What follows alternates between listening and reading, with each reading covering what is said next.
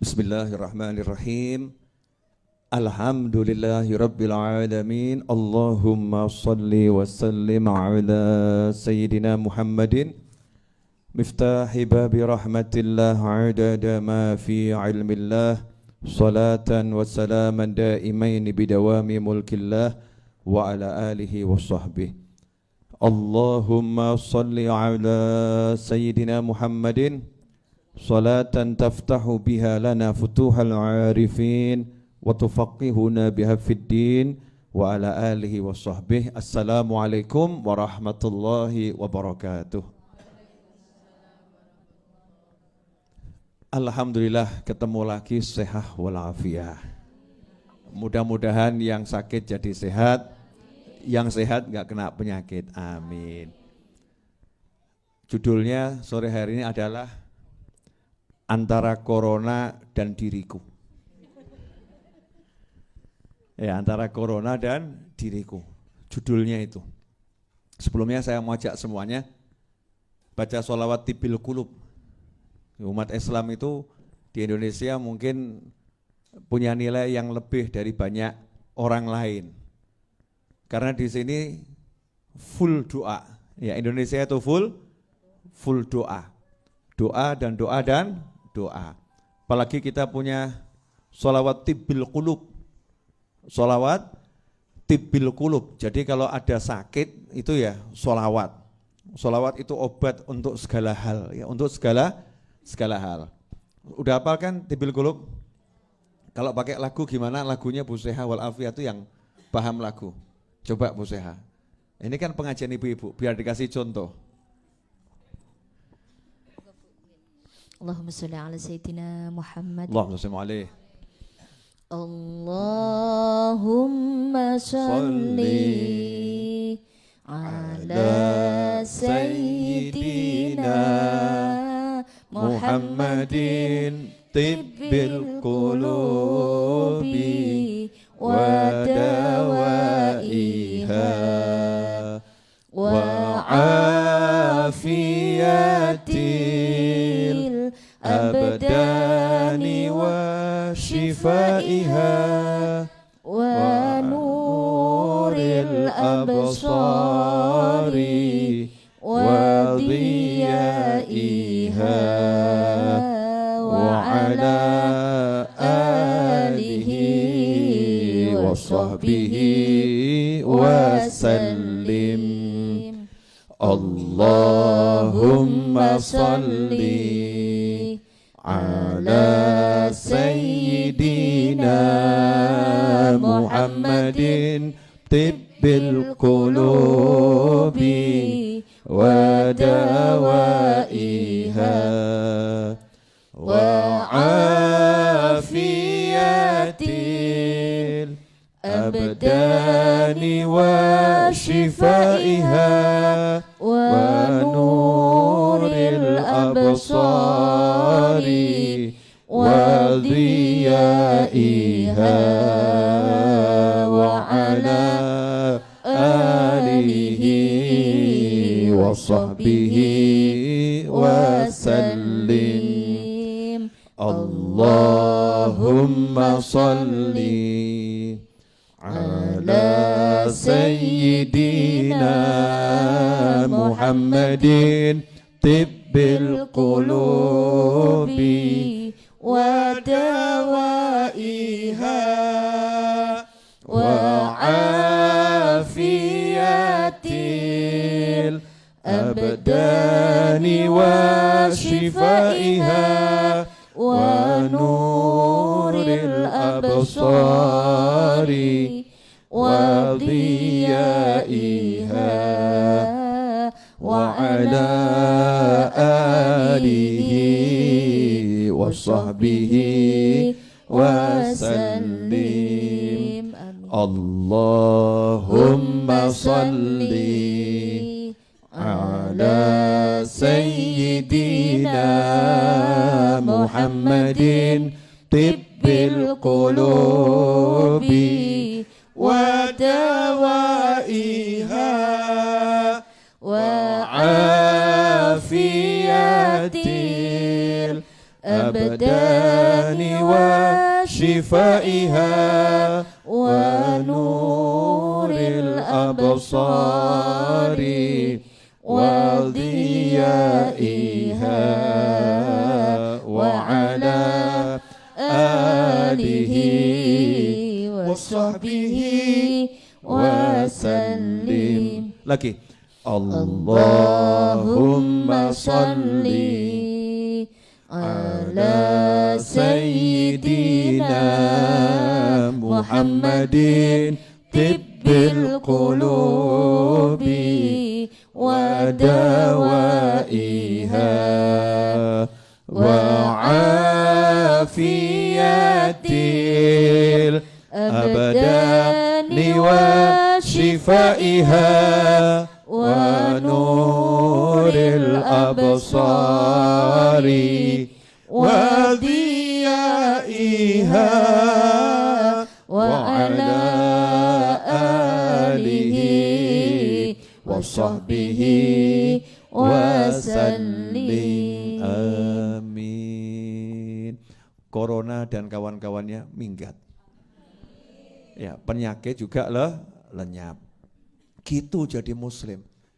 Jadi muslim kok galau terus pergi ke supermarket borong. Ya, lihat masker seperti pacarnya ditubruk. Ya, jangan seperti itu. Jangan ikut-ikutan orang-orang yang di luar negeri ya. Jangan ikut-ikutan orang yang di luar negeri. Kita bangsa yang beragama dan kita umat yang beriman kepada Allah Subhanahu wa ta'ala. Jadi gak ada manusia itu mati gara-gara penyakit dalam syariat Islam, gak ada. Mati itu gara-gara nyawanya sudah harus dicabut sama malaikat Israel alaihissalam. Umurnya sudah habis. Itu akidah ahlus sunnah wal jamaah. Jadi kalau urusan mati, urusan malaikat Israel alaihissalam. Jenengan seger buger nanti sore ini mati ya bisa. Ya, insya Allah jangan. Ya insya Allah panjang umur, sehat wal afiyah. Ada yang udah tergeletak di rumah sakit, kata dokter enggak ada harapan, dokternya mati duluan. Itu juga ada. Yang enggak ada harapan, enggak mati tiba-tiba jadi sembuh. Makanya jangan pikiran penyakit bawa kematian, enggak usah dipikiri. Pakai ilmu saya saja, yang mumet silahkan mumet, ilmu saya moh mikir. Tapi akehono oleh zikir. Ya memang kita harus melakukan tindakan pencegahan untuk segala macam hal termasuk penyakit. Alhamdulillah kalau jenengan muslim yang baik, muslim yang ikut sunnah Nabi Muhammad SAW, semua pencegahan untuk segala macam jenis penyakit itu sudah diajarkan oleh Nabi Muhammad SAW. Contohnya bangun tidur ya, itu enggak boleh asal-asal kemudian langsung minum, ya enggak boleh. Ya minumnya juga dilihat, gelasnya tutupan atau tidak. Kalau enggak tutupan, itu dikatakan oleh Nabi SAW, setiap tahun itu ada wabah penyakit. Setiap tahun ada wabah penyakit. Tidaklah melewati suatu bejana yang terbuka kecuali penyakitnya mampir. Makanya orang kalau mau naruh barang, mau tidur itu suruh nutupi. Gelas ditutupi, cangkir ditutup, yang ada makanan minuman ya. Islam tuh ngajarinya luar biasa. Terus ya kalau mau masuk kamar mandi, kita ini enggak boleh bangun tidur masuk kamar mandi tangan langsung jegur ke bak, ya itu dilarang oleh Nabi Muhammad SAW. Kenapa? Karena salah seorang di antara kalian tidak tahu tadi malam tangannya tidurnya di mana. Ada yang tangannya tidurnya di hidungnya. Ya, ada yang tidurnya, Masya Allah saya enggak boleh ngomong ya, paham kan ya? Bergerak kemana-mana enggak jelas itu ya. Terus pagi-pagi bangun tidur masuk kamar mandi, masuk bak. Kalau masih pakai bak tuh ya, masuk bak. Belum bisa bayangkan, satu RT, satu RW itu kalau bak mandi berjamaah, ketularan tangannya yang masuk kemana-mana. Naudzubillah min dzalik. Mau makan, mau nyicipi sesuatu, sunnah dari Nabi SAW, suruh cuci tangan. Bahkan dikatakan dalam sebuah riwayat, meskipun lemah, orang kalau mau makan cuci tangan dijauhkan dari kefakiran. Jadi resep sugih itu. Kenapa? Oh sehat. Ya akhirnya sehat, ada barokah. Satu hari yang lain mungkin mandi cuman sekali. Atau dua kali. Umat Islam satu hari mandinya 5 kali. Wudhu itu sama dengan mandi. Karena orang kalau wudhu disuruh menyempurnakan sesempurna mungkin. Batasannya memang rukunnya kalau bakso siku sampai tangan sampai siku suruh lebihkan sedikit. Tapi kalau mau dimaksimalkan itu lebih bagus. Betul kan ya? Kemudian menyiram kaki itu rukunnya sampai mata kaki lebihkan dikit. Kalau mau sampai pupu ya, mau sampai paha itu lebih bagus ya. Kemudian telinga ya, bahkan ada riwayat juga leher. Semua anggota tubuh ini kena, kecuali cuman yang tertutup di sini, dada ya, dada ke bawah. Sehingga yang semua interaksi dengan manusia yang terbuka ini oleh Islam sehari minimal 5 kali harus dibersihkan. Makanya umat yang paling bersih, insya Allah umat yang mau ikut Nabi Muhammad Sallallahu Alaihi Wasallam. An-nadhafatu minal iman. Makanya kalau Indonesia ini umat Islamnya betul-betul semakin bagus, penyakit itu minggat dengan sendirinya. Mau masuk itu bingung penyakitnya. Kono sing tak ambiri ya. Yang mau diambiri tidak ada penyakit yang aneh-aneh. Makanya jangan bingung sama corona dan kawan-kawannya. Apapun itu namanya. Mati adalah takdir, menjaga kesehatan adalah kewajiban, melaksanakan syariat Islam mutlak harus kita lakukan dengan segala kemampuan yang kita bisa, maka kita akan hidup di bangsa dengan damai, nikmat, rukun, ayem, tentrem, sehat wal afiyah. Amin Allahumma amin. Ikhwani rahimakumullah.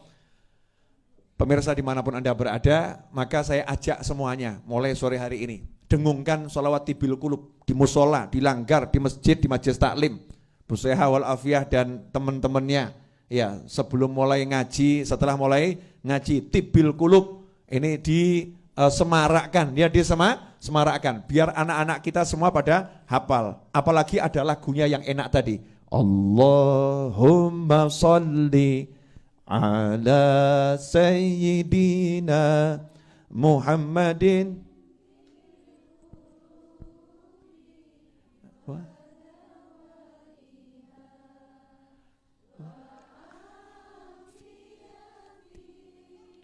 Abdani wa shifaiha wa nuril absari wa dhiyaiha wa ala alihi wa sahbihi wa sallim. Allahumma salli ala sayyidina Muhammadin tibbil qulub. Obatnya semua hati. Nah, ini yang mau saya bahas. Orang kok geger penyakit macam-macam tapi nggak pernah geger penyakit hati. Ya, takut kena corona, padahal resiko corona maksimal mati. Betul ya? Ya insya Allah sehat semua, betul kan? Resikonya kena corona dan penyakit-penyakit lain itu maksimal mati. Dan corona berdasarkan yang saya pelajari, saya nanya sama dokter, nanya sama teman, dari semua yang kena penyakit itu yang mati berapa persen toh?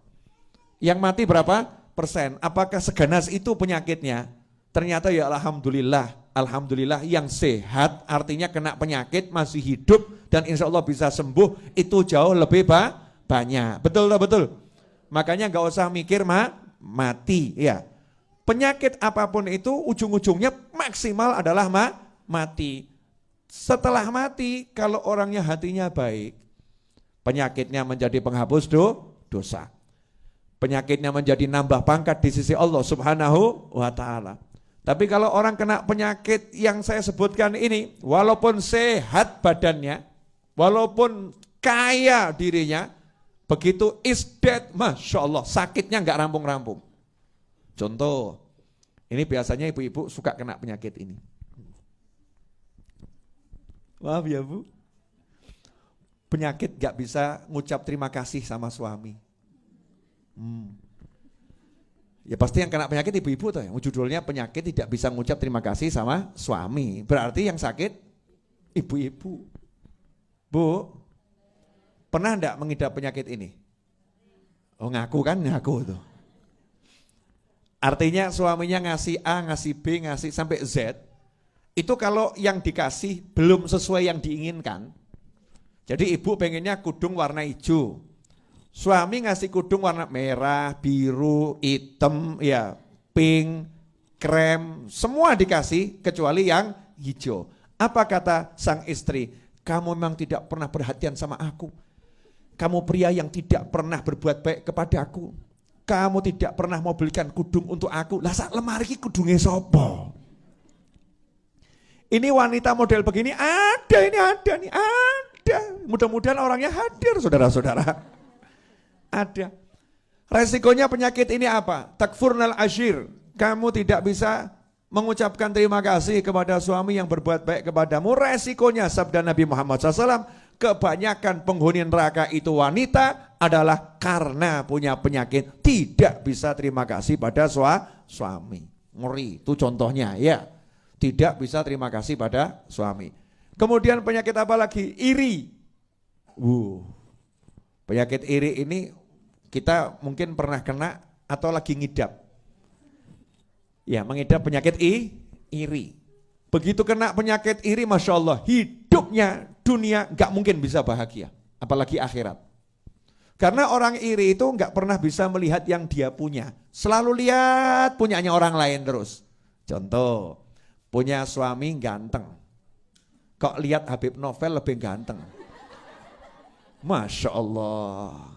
Ya, terus iri, ya iri, ya kan?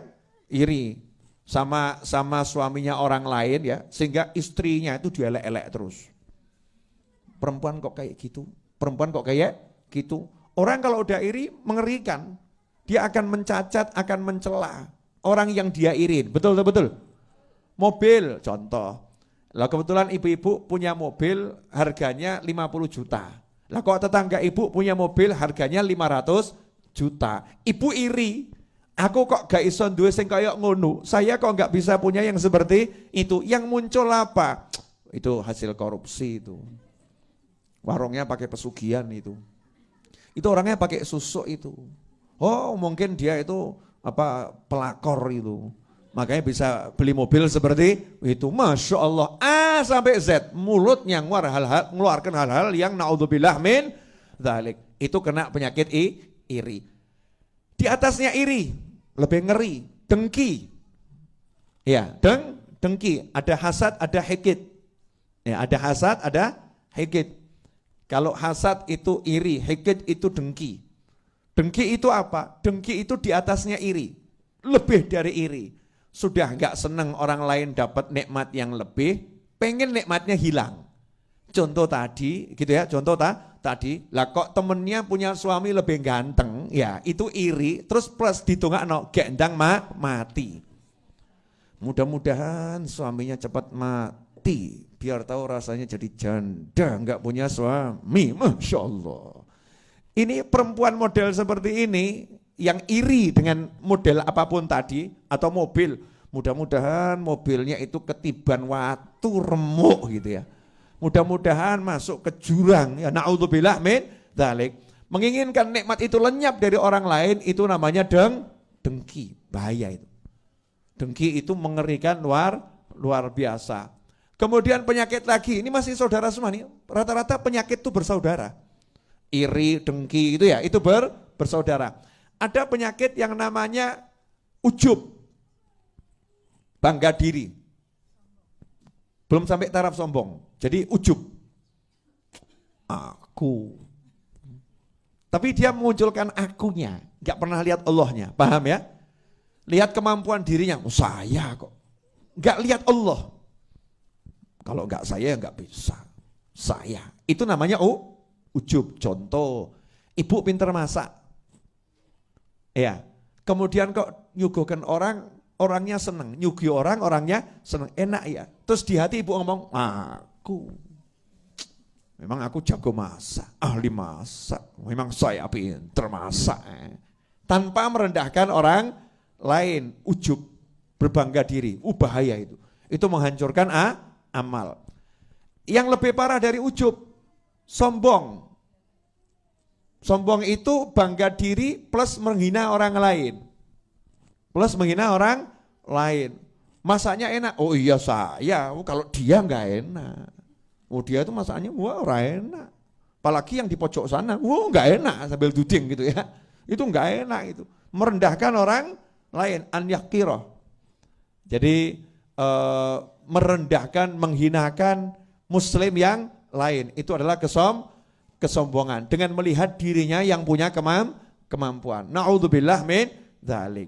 Ada yang nanya, Habib, lah kalau saya bangga tapi karena saya bisa sesuatu untuk syukur boleh enggak? Nah ini bedanya tipis. Ada orang yang bangga tapi syukur. Kalimatnya lain. Masakanmu enak, alhamdulillah, alhamdulillah saya dikasih Allah kemampuan masak. Ya Allah terima kasih. Ya itu ke Allah Subhanahu wa taala. Itu yang namanya kalau kamu dikasih nikmat sama Allah, sebutkanlah. Wa amma bi ni'mati rabbika fahaddits. Itu bukan ujub. Itu bukan sombong karena dikembalikan pada Allah Subhanahu wa taala dan tidak pernah merendahkan orang lain. Nah, penyakit yang saya sebutkan ini diantaranya. Kalau kita kena, urusannya nggak selesai dengan mati. Kalau corona dan kawan-kawannya dengan mati selesai. Tapi kalau penyakit yang saya sebutkan tadi, itu mati nggak menyelesaikan. Mati baru permulaan. Masya Allah. Langsung disambut sama malaikat mungkar wa nakir. Ngerinya luar biasa. Raqib dan Atid memberikan laporan. Raqib Atid ngasih laporan, mungkar nakir nyambut. Malaikat azab siap ngajar. Itu baru di kuburan. Keluar dari kuburan masuk alam kebangkitan. Dikasih tempat yang panasnya luar biasa, enggak dapat naungan. Dari kebangkitan dihisap, hisapnya itu akan berat, kemudian akan diseret ke neraka. Na'udzubillah min dzalik. Makanya ikhwani rahimakumullah, justru kita sekarang ini harus fokus sama penyakit hati ini loh, penyakit hati. Kalau hatinya sehat, enggak akan bingung dengan apapun. Ini sekarang karena hati banyak yang sakit, Masya Allah. Itu lihat orang jalan di jalan tuh mungkin timbul su'dzon, gitu ya, prasangka buruk. Jangan-jangan dia kena corona. Tuh. Jangan-jangan itu yang di kanan saya kemarin dari mana ya? Jangan-jangan dia tertular, nanti nulari saya. Jangan-jangan, ono wong watuk sidik, ada orang batuk sedikit, wah virus corona itu. Disingkiri. Dijauhi, yang ada prasangka buruk. Na'udzubillah min dzalik, bahaya ini. Muslim Indonesia enggak boleh begitu. Harus prasangka baik dengan kanan kirinya, depan belakangnya, atas bawahnya, semua diprasangkai baik. Tetapi kita kan waspada caranya jalankan sunnah Nabi Muhammad SAW. Itu namanya waspada. Waspada caranya baca doa. Waspada caranya baca sholawat. Waspada caranya hiduplah dengan gaya hidup yang sehat, makan saat lapar, berhenti sebelum kenyang. Itu ajaran Nabi Muhammad Sallallahu Alaihi Wasallam. Kalau terpaksa ambil paketnya orang awam, makan walaupun masih kenyang tapi nggak kekenyangan.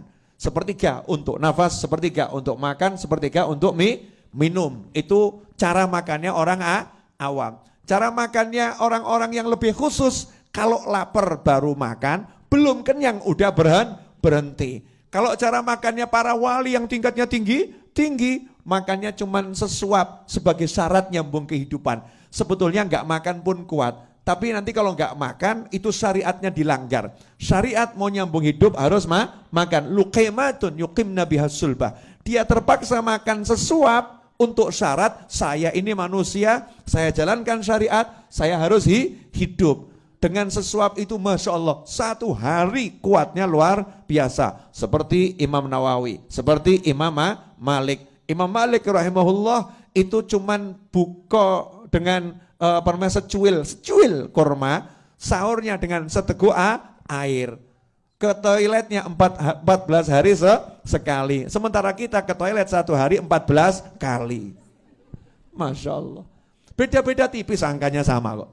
Ya angkanya sama. Dah itu bab corona selesai. Tidak usah bingung sama corona. Insya Allah nggak ada yang kena, amin. Kalau kena yang namanya muslim ya, kena itu ya nyantai-nyantai saja. Terus berpikir positif, insya Allah sehat. Mati wis wayahe, selesai. Kalau meninggal itu udah waktunya. Persiapkan diri. Setiap orang ini kan ngantri mati. Nggak usah nunggu penyakit. Mau mati kok nunggu penyakit. Emang penyakit yang buat mati? Kamu, saya, kita ini semua lagi ngantri untuk dicabut oleh malaikat Israel alaihi salam. Itulah bedanya Indonesia dengan negara lain. Kenapa? Karena bangsa ini punya Pancasila yang sila pertamanya ketuhanan yang Maha Esa. Artinya dasar hidupnya, pola hidupnya yang menjadi landasan hidupnya adalah Allah Subhanahu wa ta'ala. Jelas semuanya?